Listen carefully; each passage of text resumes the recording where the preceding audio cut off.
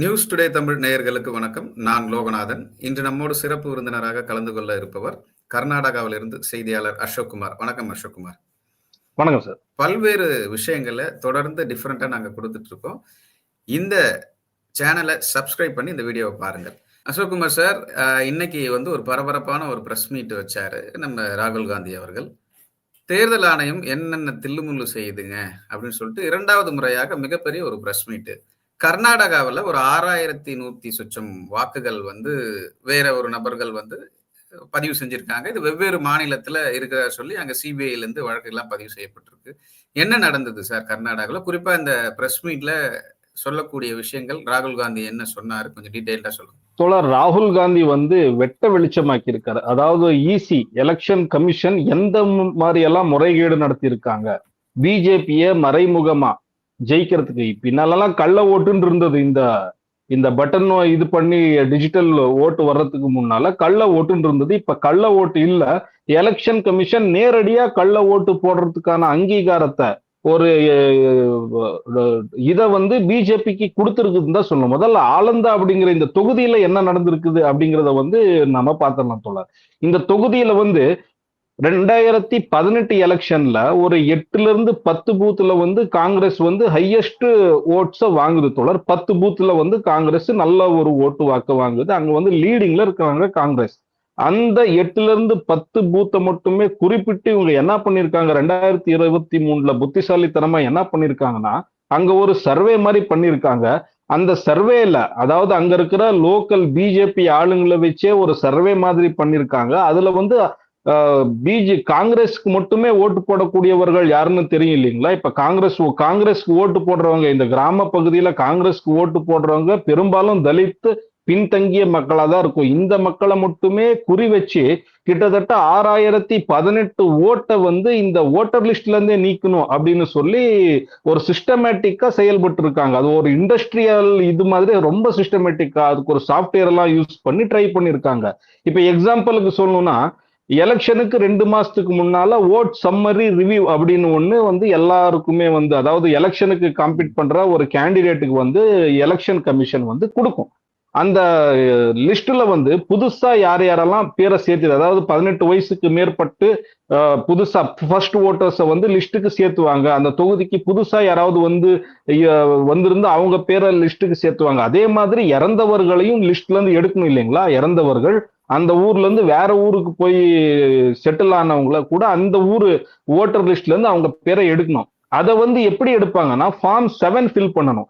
இப்போ யாராவது இறந்துட்டா அந்த இறந்தவர்களுக்கு சம்பந்தப்பட்டவர்கள் யாராவது அந்த ஃபார்மை அவருக்கு சார்பா ஃபில் பண்ணுவாங்க. அந்த ஃபார்மை ஃபில் பண்ணி, இந்த மாதிரி ஒருத்தர் இறந்துட்டாரு, இல்லைன்னா இந்த மாதிரி ஊர்ல இருந்து ஒருத்தர் வேற பக்கம் போய் செட்டில் ஆயிட்டாரு, இந்த பேரை ஓட்டர் லிஸ்ட்ல இருந்து எடுங்கன்னு ஃபார்ம் 7 ஃபில் பண்ணும் இல்லைங்களா? அந்த மாதிரி ஃபார்ம் 7 ஃபில் செய்யப்பட்டு 6018 ஓட்டர்ஸ் லிஸ்ட்ல இருந்தே எடுத்திருக்காங்க. கடைசியில அந்த ஓட் சம்மரி எடுத்து பார்த்தா அந்த பூத்தோட காங்கிரஸ் பிரமுக் யார் இருக்கான், அவனோட சொந்தக்காரங்க ஓட்டே எடுக்கப்பட்டிருக்குது. அப்புறம் அவரு போய் பிஆர் பாட்டீல், அதாவது அந்த லோக்கல் காங்கிரஸ் எம்எல்ஏ கேண்டிடேட் கிட்ட கம்ப்ளைண்ட் பண்றாங்க. அவரு பார்த்து எலெக்ஷன் கமிஷனுக்கு போய் கம்ப்ளைண்ட் பண்ண வாட்டி எலெக்ஷன் கமிஷன் இதை சீரியஸா எடுத்துக்கிச்சு. அன்னைக்கு இங்க இருந்த எலெக்ஷன் கமிஷன் சீஃப் ஆபீசர் அதை ரொம்ப சீரியஸா எடுத்தாரு.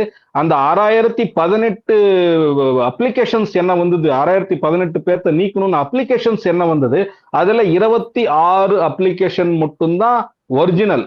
மத்த 5994 அப்ளிகேஷன் ஃபோர்ஜரி.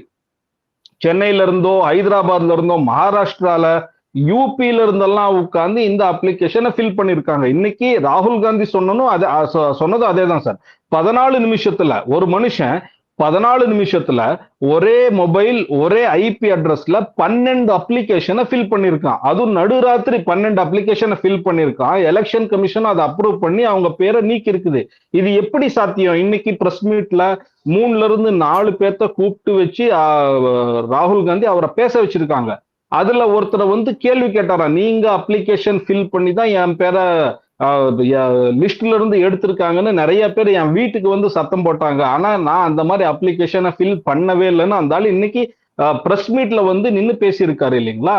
எலெக்ஷன் கமிஷனே ஒத்துக்குது. இந்த மாதிரி ஃபோர்ஜரியா சில பேர் வந்து சில பேர்த்தோட பேரை லிஸ்ட்ல இருந்து நீக்கணும்னு ஃபோர்ஜரியா அப்ளிகேஷன் போட்டது உண்மை. நாங்களும் 6018 பேர்த்த எடுத்தது உண்மை. ஆனா பி.ஆர். பாட்டீல் வந்து கம்ப்ளைண்ட் பண்ண வாட்டி எந்தெந்த அப்ளிகேஷன் எல்லாம் ஃபோர்ஜரியா வந்திருக்குதுன்னு நாங்க கண்டுபிடிச்சு 5994 பேர்த்த மறுபடியும் லிஸ்ட்ல சேர்த்தணும் அப்படின்னு எலெக்ஷன் கமிஷனே ஒத்துக்குது. எலெக்ஷன் கமிஷனே ஃபோர்ஜரி பண்ணது உண்மை, இந்த மாதிரி அப்ளிகேஷன் வந்தது உண்மைன்னு ஒத்துக்கிட்டா அது எந்த ஐபி அட்ரஸ்ல இருந்து வந்தது, எந்த டிவைஸ் போர்ட்ல இருந்து வந்தது, அதோட டெஸ்டினேஷன் ஐபி என்ன, இந்த டீடைல்ஸ் எல்லாம் கொடுக்க வேண்டிய தார்மீக கடமை எலெக்ஷன் கமிஷனுக்கு இருக்குது இல்லைங்களா? கடந்த 18 மாசமா 18 தடவை இந்த கேஸ் 2023 எலெக்ஷன் முடியுது, காங்கிரஸ் கவர்மெண்ட் ஆட்சிக்கு வருது. ஆட்சிக்கு வந்த அடுத்த மாசமே இந்த கேஸை வந்து சிஐடிக்கு கொடுக்குறாங்க. கிரைம் இன்வெஸ்டிகேஷன் டிபார்ட்மெண்ட் கர்நாடகாவுக்கு இந்த கேஸை மாத்துறாங்க. இந்த இன்வெஸ்டிகேஷன் ஆரம்பிச்ச கிரைம் டிபார்ட்மெண்ட் வந்து 18 மாசமா 18 கடிதத்தை எழுதியிருக்காங்க. இந்த இன்ஃபர்மேஷன்ஸ் எல்லாம் கொடுங்க. இப்போ ஒரே மொபைல்ல இருந்து கிட்டத்தட்ட வெறும் 9 மொபைல் நம்பரை வச்சே இவங்க வந்து இந்த 6018 அப்ளிகேஷனை போட்டிருக்கிறது வந்து ஊர்ஜிதமா இருக்கு.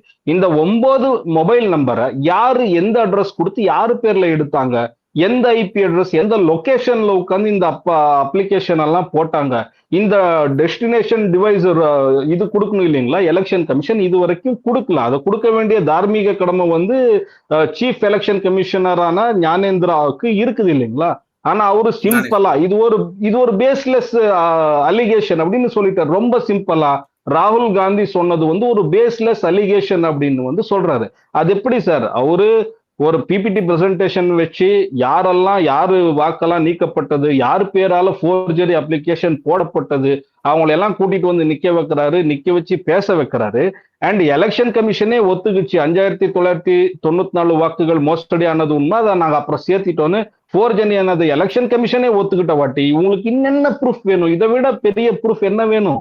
இவங்க எல்லாம் மொத்தமா சேர்த்து ஜனநாயகத்தை குழி தோண்டி புதைக்கணும்னு முடிவு பண்ணிட்டாங்கன்னு நினைக்கிறேன்.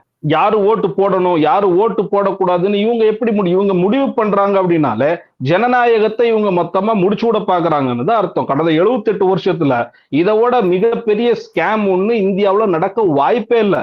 நம்மளுக்கே தெரியாம மறைமுகமா எமர்ஜென்சியை வந்து இவங்க நம்ம மேல எமர்ஜென்சியை வந்து இது பண்ண பாக்குறாங்க. இதோட பெரிய முறை ஸ்கேம் நடக்க வாய்ப்பே இல்லை. ஆனா முழு பூசணிக்காவை சோத்துல மறைக்கிற மாதிரி எலெக்ஷன் கமிஷனர் ஆபீசர் இத மறுபடியும் ஒரு பேஸ்லெஸ் ஆன ஒரு அலிகேஷன் அப்படின்னு சொல்லிட்டு இருக்காரு. ஆனா ஆலந்தால மிகப்பெரிய முறைகேடு நடந்தது கண் முன்னாலேயே தெரியுது. அதைத்தான் இன்னைக்கு பிரஸ் மீட் பண்ணி ராகுல் காந்தியும் சொல்லியிருக்காரு. இனிமேட்டு எலெக்ஷன் கமிஷன் இதுக்கப்புறம் என்ன மாதிரியான ஸ்டெப்ஸ் எடுக்கும், இந்த நம்ம சிஐடி இன்வெஸ்டிகேஷனுக்கான தேவைப்படுற டீடைல்ஸ இன்ஃபர்மேஷன்ஸை வந்து கொடுக்குமா அப்படின்னு நம்ம வெயிட் பண்ணி தான் பார்க்கணும் சார். குறிப்பா இந்த 6018 வாக்குகள் வந்து ஒரே தொகுதியில நடைபெற்றதா இல்ல பல்வேறு தொகுதிகள்ல இவங்க கை வச்சிருக்காங்களா? சார், ஆலந்தாங்கிற ஒரே தொகுதியில வெறும் 8-10 பூத்துல மட்டுமே நடந்திருக்கிற முறைகேடு. இப்போ ஒரு தொகுதி, ஒரு சட்டமன்ற தொகுதினா குறைஞ்சது ஒரு 100-150 பூத்ஸ் இருக்கும். அதுல ஒரு 8-10 பூத்துல மட்டும் காங்கிரஸ்க்கு எங்க அதிகமா ஓட்டு வரும் அப்படின்னு தேர்ந்தெடுத்து இதை பண்ணிருக்காங்க. And B.R.. பாட்டீல் அப்படிங்கிற ஒரு லீடர், கொஞ்சம் ஒரு ப்ரோக்ரஸிவ் மூவ்மெண்ட்ல இருந்த லீடர், அவர் என்னமோ பார்த்து விசாரிச்சு இதை கண்டுபிடிச்சு வெளியே கொண்டு வந்துட்டாங்க. ஆனா நான் நிச்சயமா சொல்றேன் சார், கர்நாடகத்துல இன்னும் நிறைய தொகுதியில இந்த மாதிரி நடக்கிறதுக்கான வாய்ப்பு கண்டிப்பா இருக்கு. ஆனா இங்க இருக்கிற பிஜேபி கேண்டிடேட்ஸ், இங்க இருக்கிற காங்கிரஸ் லீடர்ஸ் இதை வந்து பெருசா எடுத்துக்கிட்ட மாதிரி தெரியல. இப்பயும் பாருங்க, நேஷனல் வைட் ராகுல் காந்தி மட்டும்தான் ஓட் சோரி கத்தி சோடு அப்படின்னு சொல்லி ஒரு மூவ்மெண்ட் நடத்திட்டு இருக்காரு. பீகார்ல நடத்திட்டு இருக்காரு. அண்ட் நிறைய வேற ஸ்டேட்ல போய் ப்ரொடெஸ்ட் பண்ணிருக்காரு. கர்நாடகத்திலயும் ஆகஸ்ட் 7ஆம் தேதி வந்தாரு, பெரிய லெவல்ல ஒரு ப்ரொடெஸ்ட் பண்ணிட்டு போனார் இல்லைங்களா? அவர் போன வாட்டி கர்நாடகத்துல இதை பேசணும் இல்லைங்களா? சிஎம்ல இருந்து டிசிஎம்ல இருந்து வேற காங்கிரஸ் லீடர்ஸ் இதை பேசணும் இல்லைங்களா? சட்டமன்ற செஷன் கூட நடந்தது. ஆகஸ்ட் 10ஆம் தேதியில இருந்து செஷன் நடந்தது. இங்க சட்டசபையில தர்மஸ்தலா கேஸை முன் வச்சு தர்மஸ்தலாக்கு எதிராக பெரிய சூழ்ச்சி நடந்துட்டு இருக்குதுன்னு பிஜேபி எம்எல்ஏக்கள் எல்லாம் எழுந்திரிச்சு நின்று டிஸ்கோ டான்ஸ் ஆடுறது ஒண்ணுதான் கம்மி. அவ்வளவு பெரிய ஒரு சத்தம் போட்டாங்க. ஆனா நீங்க ஓட்டை திருடி தாண்டா ஜெயிச்சீங்க, நீங்க திருடர்கள் அப்படின்னு ஒரு வாய்ஸ் கூட காங்கிரஸ்ல இருந்து வரலையே சார். ஆலந்தா தொகுதியில பி.ஆர். பாட்டீல் கண்டுபிடிச்சிட்டாரு. ஆனா பி.ஆர். பாட்டீல் மாதிரி நிறைய கண்டுபிடிக்காத நிறைய தொகுதி கர்நாடகத்துல இருக்கு. காங்கிரஸ் லீடர்ஸுங்க அதை கண்டுபிடிக்கணும். அண்ட் இது ஒரு மிகப்பெரிய ஸ்கேம். இந்த ஸ்கேமை நீங்க மக்கள்கிட்ட கொண்டு போய் சேர்க்கணும். 2014 national wide anti corruption movement அப்படின்னு அண்ணா ஹசாரே ஓட தலைமையில ஒரு மூவ்மெண்ட் நடந்தது சார். அந்த மூவ்மெண்ட் ஜனங்க ஜெயிக்க வச்சாங்க. ஜனங்களுக்கு கொண்டு போய் அந்த மூவ்மெண்ட் சேர்க்கப்பட்டது. கரப்ஷன் அப்படிங்கிறது எந்த காலத்திலயுமே அதை நம்மனால ஒழிக்க முடியாத ஒரு புற்றுநோய் கரப்ஷன். ஆனா ஜனங்களுக்கு நடுவுல ஜனங்களுக்கு கொண்டு போய் அதை சேர்த்துனாங்க. அது பெரிய மூவ்மெண்டா வெடிச்சது. அதுக்கப்புறம் ஆட்சியே மாறுச்சு இல்லைங்களா? அந்த மாதிரி ஜனங்களுக்கிட்ட கொண்டு போய் நீங்க சேர்த்தணும் இந்த ஓட்சோருங்கிறது. ஆனா காங்கிரஸ் லீடர்ஸ் பாருங்க, கர்நாடகத்துல கடந்த 2 வருஷமா இந்த கேஸ் என்ன ஆச்சுன்னு கூட கண்டுக்கல. இது வரைக்கும் காங்கிரஸ் லீடர்ஸே முன் வந்து யாரும் இந்த ஓட்சோரை பத்தி பேசிட்டு இல்ல. வெறும் ராகுல் காந்தி மட்டும் தான் பேசிட்டு இருக்காரு. ஆனா காங்கிரஸ்க்குள்ள ஒரு குழு அமைச்சு கரெக்டா இன்வெஸ்டிகேஷன் பண்ணா சார், கர்நாடகத்துல நிறைய தொகுதியில இந்த மாதிரி நடந்திருக்கிறத கண்டுபிடிக்கலாம். மகதேவ்புரா அப்படிங்கிற ஒரு லோக்சபா இதுல கூட கண்டுபிடிச்சாங்க. 2025 என்ன நடந்திருக்குதுன்னு. 2024 லோக்சபா எலெக்ஷன்ல மகதேவ்புரால 1,40,000 ஓட்டு வந்து முறைகேடா சேர்க்கப்பட்டிருக்குது, சிலதை எடுக்கப்பட்டிருக்குதுன்னு கூட ராகுல் காந்தி சொன்னார் இல்லைங்களா? அந்த மாதிரி வேற வேற தொகுதியிலும் நடந்திருக்கு. இவங்க சரியா இன்வெஸ்டிகேஷன் பண்ணா அதுவும் மாட்டும். எலெக்ஷன் கமிஷன் கம்ப்ளீட் நிர்வாணமாகும் சார். அவ்வளவு பெரிய முறைகேடு நடத்தி இருக்காங்க. அதை வந்து இவங்க இன்னும் பெரிய லெவல்ல காங்கிரஸ் வந்து கண்டுபிடிக்கணும்னு நான் நினைக்கிறேன் சார். ஒரு தொகுதியோடைய வெற்றிய தீர்மானம் செய்வது வந்து குறிப்பிட்ட வாக்கு சதவீதம் தான், குறிப்பிட்ட வாக்கு தான். இப்போ ஒவ்வொரு தொகுதியில ஒரு 5,000 6,000 வாக்குகள் வித்தியாசத்துல வெற்றி பெற்றதை நம்ம பார்த்திருக்கோம். அப்போ மற்ற தொகுதிகள்ல கம்பேர் பண்ணும்போது ஒட்டுமொத்தமா பிஜேபியினர் வெற்றி பெற்றது வந்து ஓட்டு திருட்டு அப்படின்றது இதன் மூலியமா வந்து வெட்ட வெளிச்சமா தெரியுது இல்லையா? இப்போ அந்த பிஜேபி வெற்றி பெற்ற தொகுதிகள்லாம் இப்போ வந்து ரீ கவுண்டிங் மாதிரி பல்வேறு விசாரணைகள் நடத்தின எல்லாம் வந்து தோத்துருப்பாங்கன்னு தெரிய வருது. அல்ல, நீங்க ரீகவுண்டிங் எப்படி பண்ண முடியும் சார்? ரீகவுண்டிங் பண்ணாலும் உங்களுக்கு அதே ரிசல்ட் தான் வரும். இந்த பிஆர் பட்டியல வந்து சேர்த்திருக்காங்க. அந்த ரீசம்மரி பண்ணும் சார். எலெக்ஷன் ஓட் என்ன இவங்க 2 மாசத்துக்கு முன்னால கொடுக்குறாங்க இல்லைங்களா, ரிவிஷன் ரீசம்மரி லிஸ்ட் அப்படின்னு. அந்த லிஸ்ட இவங்க ரிவிஷன் பண்ணணும். எதுக்குன்னா 2018 இதே பிஆர் பாட்டீல் வந்து அந்த ஆளந்தா தொகுதியில வெறும் 800 ஓட்டுல தோத்து இருப்பாரு சார். வெறும் 800 ஓட்டுல தோத்திருப்பாரு. 2023லயும் அவர் இந்த 6,018 ஓட்டு மோசடி செய்ய ட்ரை பண்ணிட்டு இருக்குது எலெக்ஷன் கமிஷன் அப்படின்னு கண்டுபிடிக்காம இருந்திருந்தா 2023லயும் அவர் தோத்திருப்பாரு. இங்க ஆர்ஆர் நகரால பெங்களூருக்கு சேர்ந்த ஆர்ஆர் நகரால பிஜேபியோட எம்எல்ஏ முனிரத்னா வந்து இதே மாதிரி ஓட்டர் ஐடி கார்டு, போலி ஓட்டர் ஐடி கார்டை கிரியேட் பண்ணி ஒரு பெரிய ஸ்கேம், நீங்க முனிரத்னான்னு தேடினாலே கிடைக்கும், அந்த மாதிரி ஸ்கேம் பண்ணி தான் அவரும் ஜெயிச்சாரு. நிறைய பேரு பிஜேபி ஆளுங்க இந்த மாதிரி ஸ்கேம் பண்ணி ஜெயிக்கிறத வழக்கமா வச்சிருக்காங்க. அதனால இவங்க எல்லா பூத்லயும், காங்கிரஸ்க்கும் எல்லா பூத்லயும் ஆள் இருப்பாங்க இல்லைங்களா, அந்த பூத்ல இவங்க ரிவிஷன் சம்மரி கைக்கு வந்த உடனே எந்த ஓட்டுகள் எல்லாம் அசலி, எந்த ஓட்டுகள் எல்லாம் போலி அப்படின்னு இவங்க அதை பண்ணணும் சார். எக்ஸாம்பிள் பாருங்க, 2023 எலெக்ஷனுக்கு 2 மாசத்துக்கு முன்னே பிஆர் பாட்டீல் வந்து பிரஸ் மீட் வைக்கிறாரு, எலெக்ஷன் கமிஷன் மேல ஒரு கம்ப்ளைண்ட் பண்றாரு, எலெக்ஷன் கமிஷனை போய் பாக்குறாரு. அதுக்கப்புறம் 5,994 வாக்குகளை மறுபடியும் சேர்த்தப்பட்டது இல்லைங்களா? 2023 இவ்வளவு பெரிய ஸ்கேம கண்டுபிடிச்ச வாட்டியும் 2024 லோக்சபா எலெக்ஷன்ல இவங்க எப்படி கோட்டை விட்டாங்க? இந்த மகதேவ்புரால 1,40,000 ஓட்டு ஃபேக்கா சேர்க்கப்பட்டிருக்குது. அதுலயும் ஒரே வீட்டு அட்ரஸ்ல 80 பேர். அந்த 80 பேர் யாருன்னா உத்தரப்பிரதேஷ், பீகார் சேர்ந்த வெளிமாநிலங்கள்ல இருந்து ஓட்டு போடுறதுக்காக இங்க வந்து ஒரு வீட்டுல சார், இப்ப 10/20 ரூம்ல எத்தனை பேர் இருக்க முடியும்? ஒரு வீட்டுல நேரடியா போய் பார்த்திருக்காங்க. அந்த ஒரே அட்ரஸ்ல 80 பேரை வச்சிருக்காங்க. இந்த லிஸ்ட் எல்லாம் இங்க இருக்கிற லீடர்ஸ்க்கும் வந்திருக்கும் இல்லைங்களா? எலெக்ஷனுக்கு 2 மாசத்துக்கு முன்னால எல்லா கேண்டிடேட்டுக்கும் வந்திருக்கும். என்ன பண்ணிட்டு இருந்தாங்க? என்ன பண்ணீங்க? எதிர்கட்சியில இருக்கக்கூடிய அதுதான் என்ன பண்ணீங்க? அல்ல சார், 2023 இங்க காங்கிரஸ் கவர்மெண்ட் தானே இருந்தது சார். காங்கிரஸ் கவர்மெண்ட் இருந்தது, காங்கிரஸ் சிஎம் இருந்தது. உங்க தலைமையில தான் வந்து இங்க எலெக்ஷன் கமிஷனே வந்து உங்க சப்போர்ட்ல தான் எலெக்ஷனே நடத்துச்சு. ஆனாலும் ஒரு அண்ட் ஃபைனலா பாருங்க, அந்த சட்டமன்ற பெங்களூரு சென்ட்ரலுக்கு வருது. அந்த சட்டமன்ற தொகுதியில வந்து காங்கிரஸோட கேண்டிடேட் வெறும் 2,000 ஓட்டுல தூக்குறாரு சார். 1,40,000 ஓட்டு மோசடி செஞ்சும் ஒரு காங்கிரஸ் லீடர் வெறும் 2000 ஓட்டுல தான் தோக்குறாரு. நீங்க என்ன பண்ணிட்டு இருந்தீங்க? கையில ஓட் சம்மரி வந்திருக்கும், உங்களுக்கு பூத்ல மெம்பர் இருப்பான், காங்கிரஸ் பூத் லீடர்னு ஒருத்தர் இருப்பான், அவன் ஓட் சம்மரி எடுத்து பார்த்திருப்பான், யாரு நம்ம ஓட்டு. எல்லா தொகுதியிலையும் அந்த பூத்ல யாரு வேலை செய்யறாங்க சார், அவங்க காங்கிரஸ் இருக்கட்டும் பிஜேபி இருக்கட்டும், அந்த அந்த பூத் மேனேஜர் கிட்ட எல்லாத்தோட டீடைலும் இருக்கும். யாருகிட்ட எல்லாம் எல்லாத்தோட டீடைல் இருக்குமோ அவனைத்தான் பூத் மெம்பரா வந்து நியமனமே பண்ணுவாங்க. அப்ப 1,40,000 ஓட்டு ஃப்ராட் ஆகிற வரைக்கும் நீங்க என்ன பண்ணிட்டு இருந்தீங்க காங்கிரஸ்? இந்த கேள்வி வருது இல்லைங்களா? காங்கிரஸ் அப்படிங்கிறது ஒரு ரொம்ப மெத்தனமான ஒரு பார்ட்டி. இவங்க வந்து எந்த விஷயத்தையுமே அவ்வளவு சீரியஸா எடுத்துக்க மாட்டாங்க. சீரியஸா எடுத்திருந்தா லோக்சபால நான் அடிச்சு சொல்றேன் சார், பிஜேபி இங்க 16 தொகுதியில ஜெயிச்சது, 28 தொகுதியில 16 தொகுதியில பிஜேபி ஜெயிச்சது. நான் கண்டிப்பா சொல்றேன், ஒரு 7ல இருந்து 8 தொகுதி அவங்க ஜெயிக்க வாய்ப்பே இல்லை.